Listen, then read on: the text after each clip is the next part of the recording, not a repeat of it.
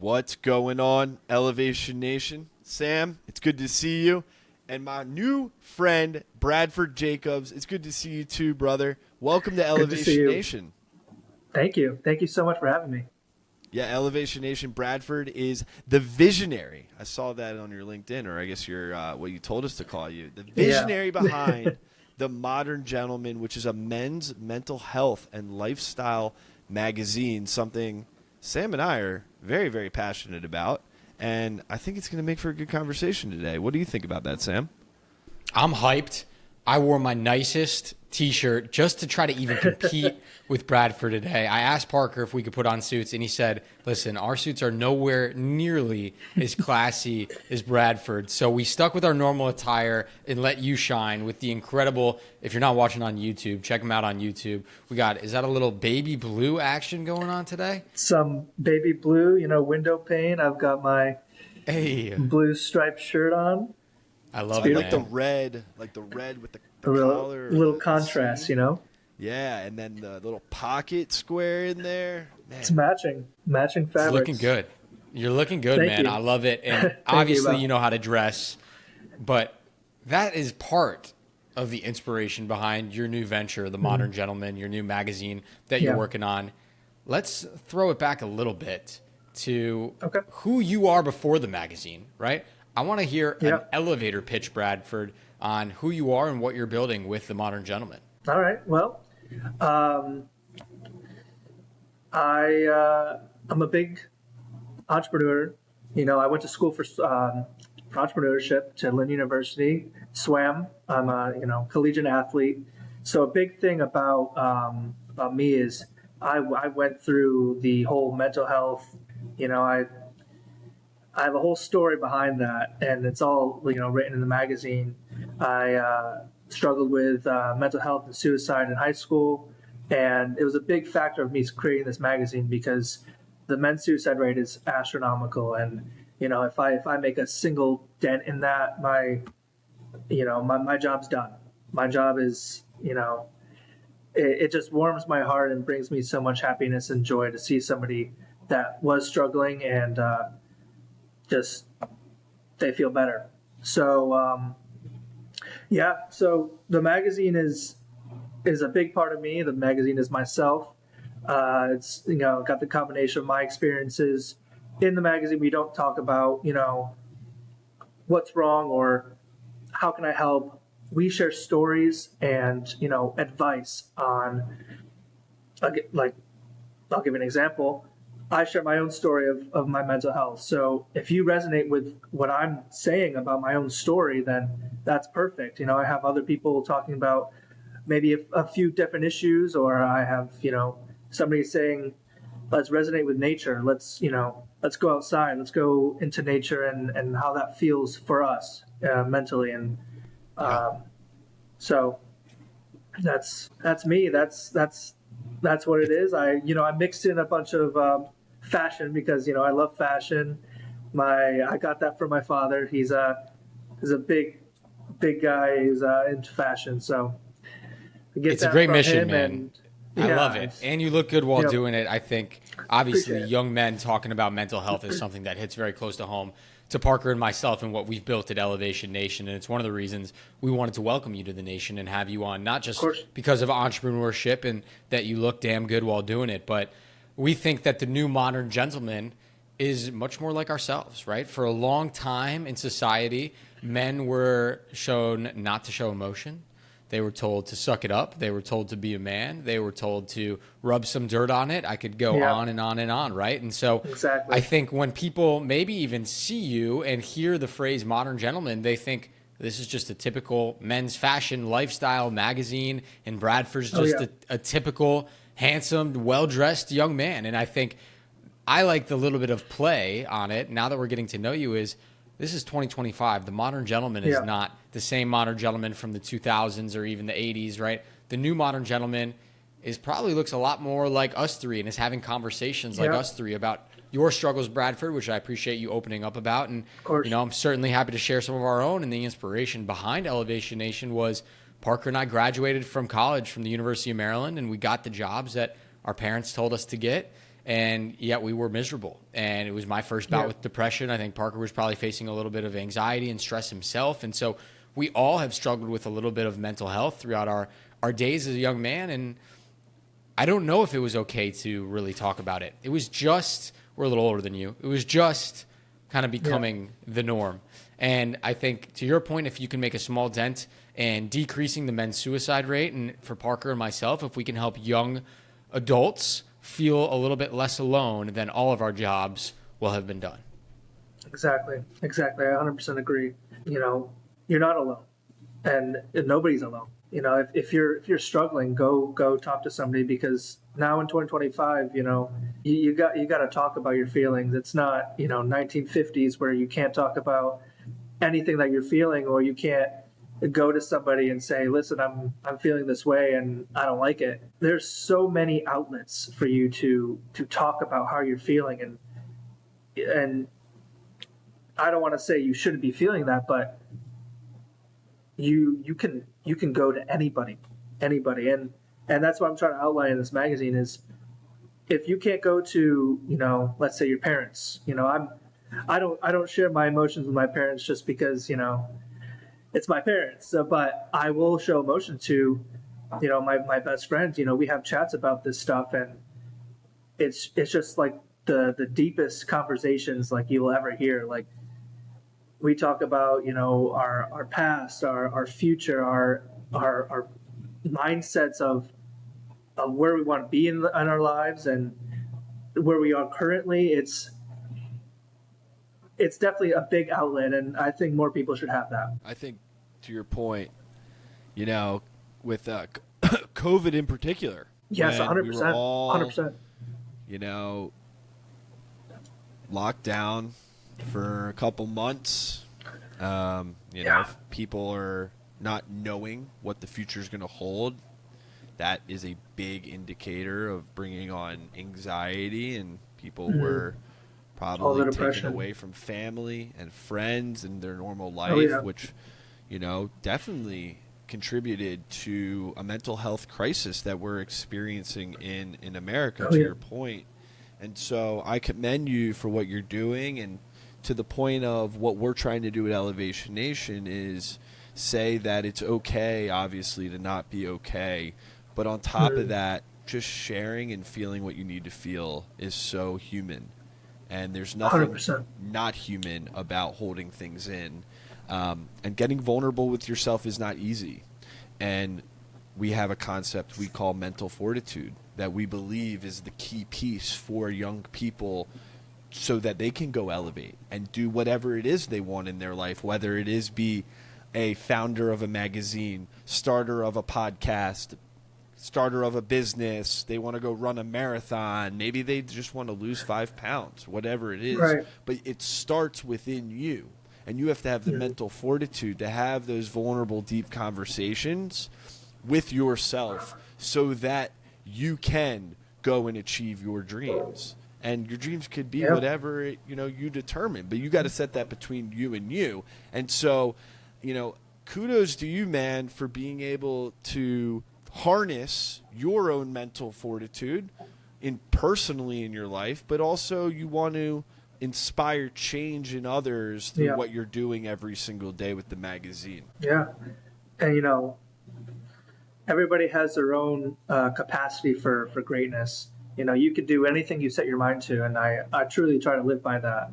I'll tell you a story. I swam through since I was 7. So I swam middle school, high school, and I didn't want to go to college and swim. And I went down here, looked at schools, met the head coach, and I was like, I don't know, I don't want to swim. But something in the back of my head told me, you need to do this. You need to do this. You have the capacity. You can do it. And I thought, I got on this team in college, and all these people are so fast. They're coming from different places in the world, and I'm like, I slow down. But you have to have that mental fortitude, like you're saying, and that mental strength to get past that. All right, well, I'm at my section and I can be greater. I can be the best I can possibly be. Well, I think you brought up something that Parker and I love, which is we try to surround ourselves with people that are better than us. Oh, for sure. Oftentimes, Yeah. we maybe get uncomfortable by people who are just further ahead on their journey. Yeah. And one of the things that I love so much about the podcast is we get to have people on that are experts in certain fields, and we get to just learn from them. And to me, it's not only humbling, which I certainly need every now and then, but it's also inspiring. Like, you are so into building this magazine, into fashion, into men's health, and I get to sit down with Bradford and steal 30 minutes of his time and learn from him and share his story with the world.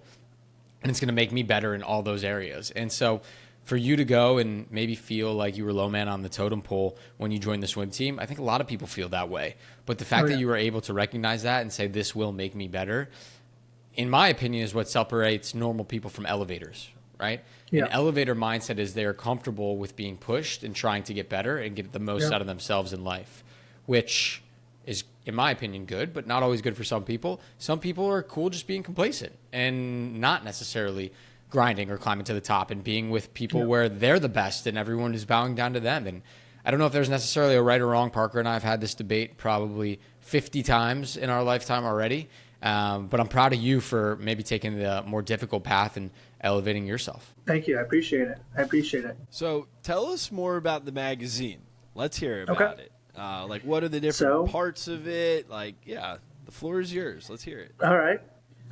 So the magazine is a combination of mental health, fashion. There's an article in there that talks about young father advice from actually one of my best friends from home who just had a kid. So he's talking about, what it means to be a young father, the strain it puts on friendships, mental health, all sorts of things. And then there's another kid who is amazing. He grew up kind of troubled, he did drugs and did all this partying and stuff like that, and he completely changed his life around and is now not working with, but he's training to be a Navy SEAL. Completely changed his life around. It's a truly inspiring story, but it's really a culmination of, if you love fashion and you want a little bit of mental health, stories in it, or if you love mental health and you want a little bit of fashion stories in it. It's really for anybody that wants that. So what's the goal? Where are we taking this thing? Is this just a project that is an outlet for you to be creative? Is this the full-time dream? Where are we at and where are we headed? This is, I'd say, everything and everything. This is the outlet. This is me. I share my stories. Every single issue, I'm hoping to have an article by myself about my life. But this is the full time. This is the full time. I'm trying to go to outer space with this. My goals are to make this huge. I want to have a news station dedicated to modern gentlemen, helping people change their lives around, change, their mental. I just want people to have the mental help that they need, and I really hope that this will bring that to somebody, even if it's 500 people. I hope this brings it to somebody. Hey, even if it's one person, right? You're making exactly a difference. one person. That's one person that is considering suicide and reads this and says, "Listen, I'm worth a lot more than this. This is the darkest time of my life, but there's a light at the end of the tunnel. So if I change one person's life, then..." So you're writing an article every day? I'm writing a lot.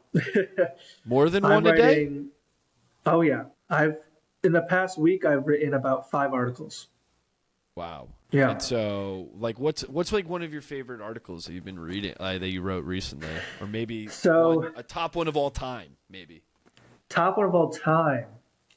I'll give you top one of the first article of the first issue, and I'll give you the top one of what I've written for the second issue. My first one has to be, my own mental health journey. That was the first one I wrote. It goes through my entire life, goes through where I came from with swimming and mental health. And it's really just a story of who I am. That's my top for this first issue. The second issue, man, it's hard. It's hard to pick one. It really is hard to pick one. I would say there's a lot more fashion that I've written so far in the first one. And I actually have a list of all of them that I've written so far. This one's a good one. I wrote one that's the most beautiful places in America to reconnect with nature and I'm making it more of a mental health type of thing. So these places that I've mentioned in this article are places I've been to. So I'm not saying, this place and this place and this place, I'm talking about places that I've been to personally and that resonated with me. So, maybe one place that somebody's been is not in there, but I've never been there. So it's something more of, I would say it's a journey through places I've been to and the feelings I've had in those places. So Bradford, I got a question for you. Because Parker and I also, when we first started Elevation Nation, we were looking for a creative outlet and we brainstormed, right? How are we going to do this? There was no this. We didn't even know what we were doing, but what are we going to do, right? We thought, well, maybe we could try to write a book. Maybe we could start a blog. Maybe we could start a magazine. Maybe we'll just do social media interviews. We had all these different mediums in which we could try to storytell and have a creative outlet. I'm curious for you, with so many of the articles being about yourself, how did you settle on a magazine? Why a magazine and not some of the other mediums, a website, a blog, a video journal, a podcast? What made you fall in love with this is going to be a magazine to start? This is the foundation. The magazine just really came to me. I mean, I had all these stories and I love writing, but it was a big thing. I don't know. I didn't know what I wanted to do. I could have either gone, writing a book, writing a blog, or writing something, on the internet. I'm not sure, but the magazine just came to me, and I decided let's write a magazine because I love magazines. I actually have like a whole bookshelf of them, and I collected them growing up. So I think that was a little bit of what brought me to doing a magazine. But I agree. I was a Sports Illustrated for Kids guy. That's what I had in my nightstand. I had every single about episode holding it, edition. right, Sam? Yeah, Holding I love what the you physical. read, not Parker just loves like physical. Parker loves a physical. device. Yeah. Like, I feel like when you're reading something online, you're not really paying attention to it, just because it's on your phone and you can swipe through different things, whatever. But the physical copy of a magazine is just nothing compares to that because it's not going to go away. You have it in your hands. And then on top of that, there's something about the mail. Like now, I open my mailbox maybe 3 times a week, right? Get excited. And I get excited Yeah. when I see something that's not junk. It's like ad. Yeah, I know. But then it's like, oh, wait.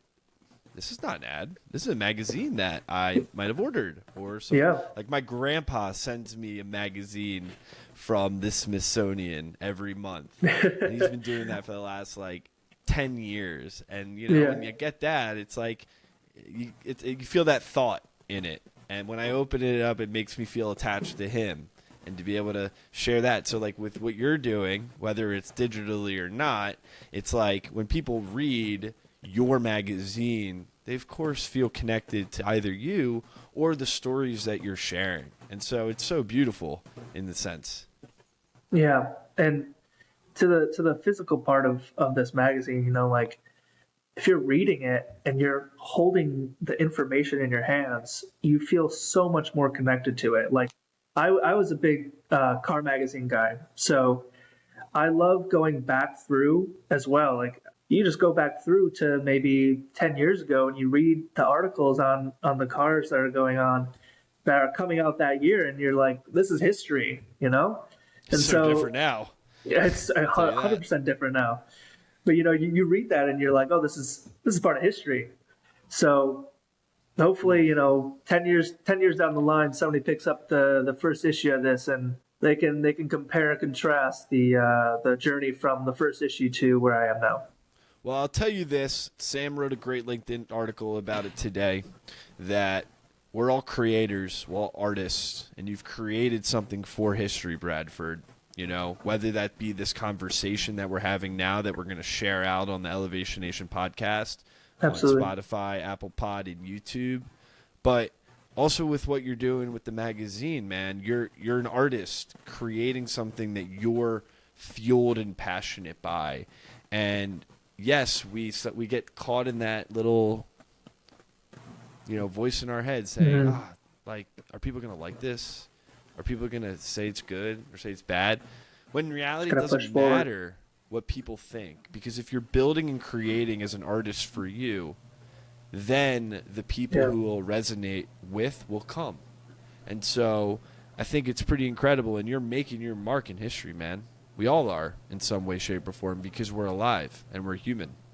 Absolutely. Absolutely. Make your mark on the world. Even if it's the tiniest thing or if it's the biggest thing, you have to make a mark on the world. We're trying to, and you certainly are, Yeah. man. You're making that mark, and I think you started. It's just getting started. It's just getting off the ground, and you're going to continue it, and that's exciting. And I'm just excited to be following you on this journey. I want to bring us into our next section here, Bradford. Of course. It's one of my favorite sections of the pod. Just like, you have different segments in the magazine. We got different segments here of the podcast. This is our rapid fire. Some couple quick hitting questions. First thing that comes to mind, if you're going to have, this turn into a TV show, a whole TV station, you're going to be having to do these quick hitting answers. Get ready. So we're going to start training you up now. All right. First one. Parker knows I've been trying to up my fashion recently. I'm nowhere as classy as you, Bradford. So we want to know, what's a fashion trend you see for this next season? Something that maybe for Parker's birthday I can buy him. Anything that you're like, ooh, that's in style now. You boys both need one. So I'll tell you something. I'm not a big follower of trends, and I say that in the magazine. Interesting. Timeless fashion is the best fashion, and trends are they're cynical. They go up, they go down. Something could be in, something could be out in the next season. So give me something timeless then. I'm in. Something timeless? Maybe like a knit sweater or something like that, or a nice dress shirt. Dress shirts go with everything, and me personally, I wear them even when I'm not wearing a jacket. I wear those. I'll wear them to the beach. Look good, feel good, I wear dress man. suits to the beach. Damn. I wear them anywhere, and you can never go wrong with a dress shirt. That's so interesting. I've worn less dress shirts than ever since I work remote, and I live in New York City, so it's like I go casually. Like I went to an event last week, and it was a cocktail event, and you know what? I'm going to be me, and I showed up with just a long sleeve T-shirt. It was a nice long sleeve T-shirt. Some people wear jackets, some people not, and so it's always unique that everyone's still got their craft, their fashion, their art, right? And I think we learned that from Jimmy Soto, Sam. I think he said, like, because he's a fashion designer as well, he's like, whatever you put together, that's your style. That's like, no one can determine if that's a good look or not because you determined it for yourself. And so if you determined it for yourself, that's a good style. And so, also another point on like the cyclical piece of fashion, everyone's wearing, like, in New York City, people are hip and everything. People are wearing like cargo shorts now and like baggy long pants and like. Parker's making fun of me because I debuted my long baggy cargo pants this weekend. People used to shit on that for like so long. And baggy pants, skinny, tight, knit, good fit pants were such a thing. But I feel like this is now back 20 years ago. It's wild. I know. It's crazy because now I'm seeing like oversized jackets and like big shoulder pads. That was big in the 80s. Like, what are we doing? Bring back LeBron's jacket from draft night. That's all I want. Exactly. No, I 100% agree. Like, I think I can give all the advice I want, but you have to create your own fashion style and what works for you. Like, for me, I mean, I'm not a big full suit guy. I'm a big, jacket and nice shirt type of person, funky jacket. You would never wear this with like a suit and tie, but Who knows? Personality, and you get to wear it. Personality and show it shines off. through. Exactly. All right, my rapid fire is Okay. less about fashion, more about mindset. Okay. When you're feeling off in a day, what's like one thing you go to get yourself back on track? It's a good one. There's a few outlets. I'd say there's a few outlets. Definitely writing.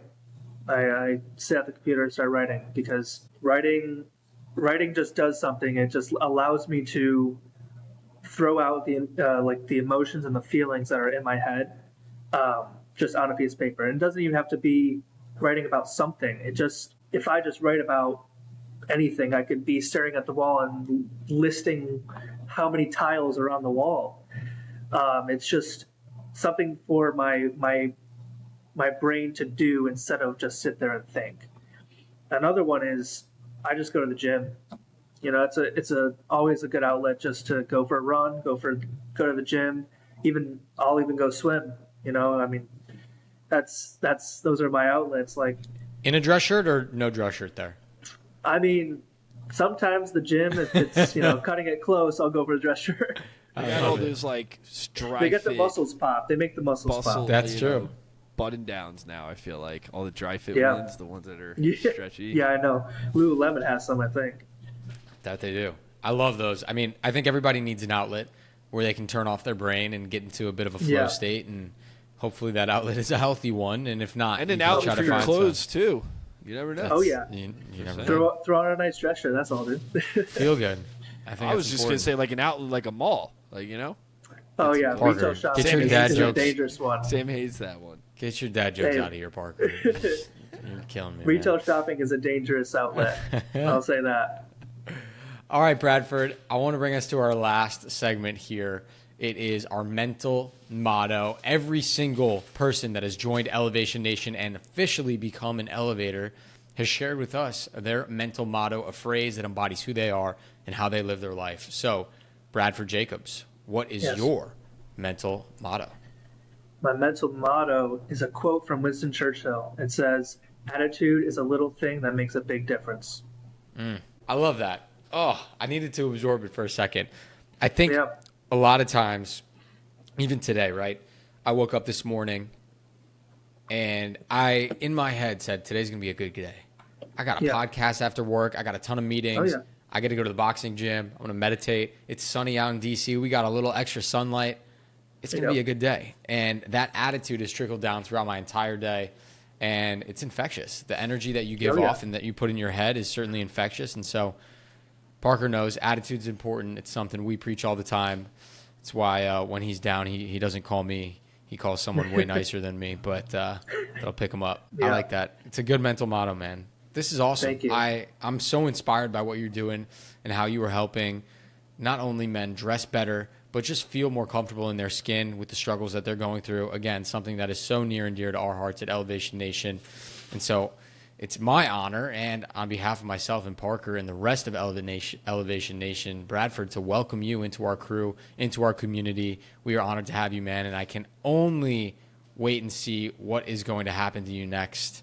It's exciting stuff. Thanks for joining us, brother. Thank you. All right, It's been an Elevation amazing Nation. time. Until next week, peace.